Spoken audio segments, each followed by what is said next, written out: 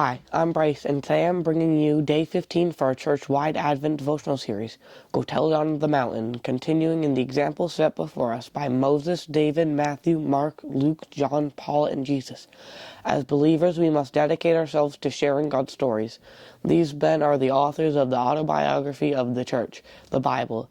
It's not folklore, and it's not some best-selling fictional tale.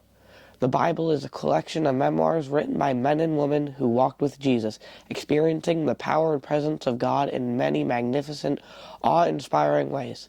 It is a collection of eyewitness accounts of the highs, the lows, and the unexplainable God moments in between.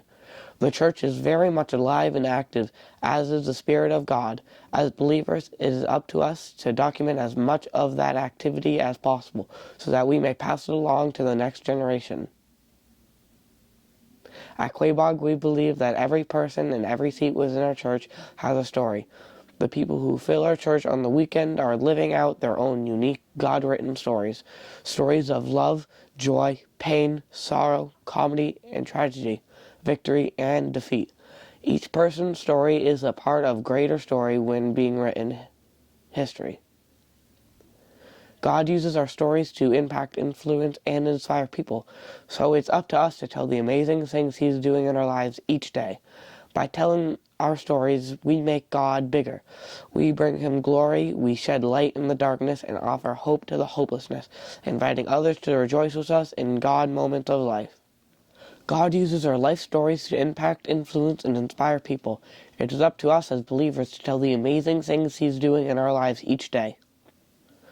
We celebrate Christmas because the people who were told their stories.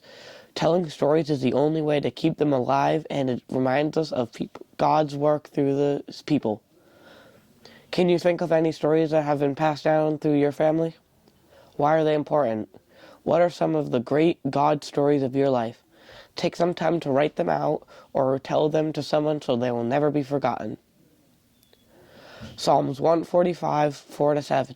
One generation will declare your works as next and will proclaim your mighty acts.